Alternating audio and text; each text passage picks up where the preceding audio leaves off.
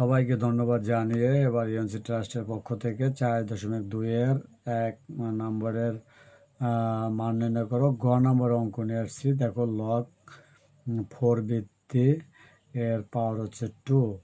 তাহলে এটি একটি ক্রিটিক্যাল প্রশ্ন।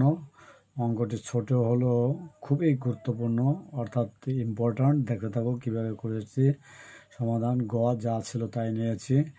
এখানে আমি যেহেতু বিশ্লেষণ করেছি, দেখতে থাকো।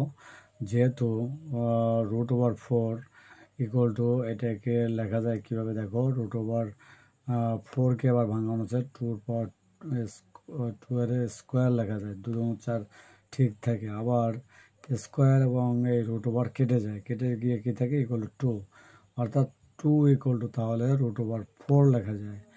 তো সেই সূত্র, এই সূত্র অনুসারে কিন্তু 2 এর পরিবর্তে √4 নেওয়া হয়েছে। এর অবশ্যই একটি তোমার কৌশল ব্যবহার করতে হবে। এখানে যেহেতু ভিত্তি 4 আছে, তোমার টার্গেট থাকবে যে এখানে 4 কিভাবে তৈরি করা যায় এবং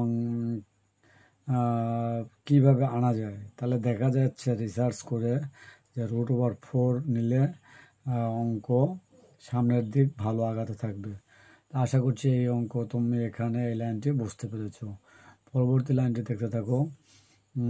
লগ 4 ভিত্তি, এখানে যে √4 ছিল, এই রুটের জন্য 4-এর পাওয়ার হাফ লেখা যায়। যেহেতু এই সূত্র √a = a⁴ লেখা যায়, এই সূত্রকে ইউজ করা হয়েছে।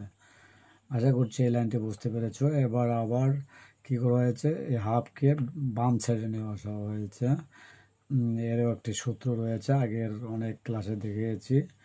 আশা করছি সেখান থেকে তোমরা এটি বুঝতে পেরেছ। তো এখানে আবার লগ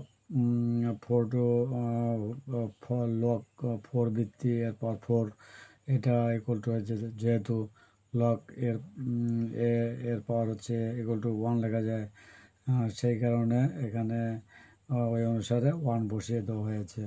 তো 1/2। তো সুতরাং নির্ণয় মান হচ্ছে 1/2। যে যেখান থেকে দেখছো এই অঙ্কটি অত্যন্ত ইম্পর্ট্যান্ট। তোমার দেখা গেল যে সংক্ষিপ্ত প্রশ্ন আসতে পারে, এমনকি বহু নির্বাচনী প্রশ্নতেও আসতে পারে।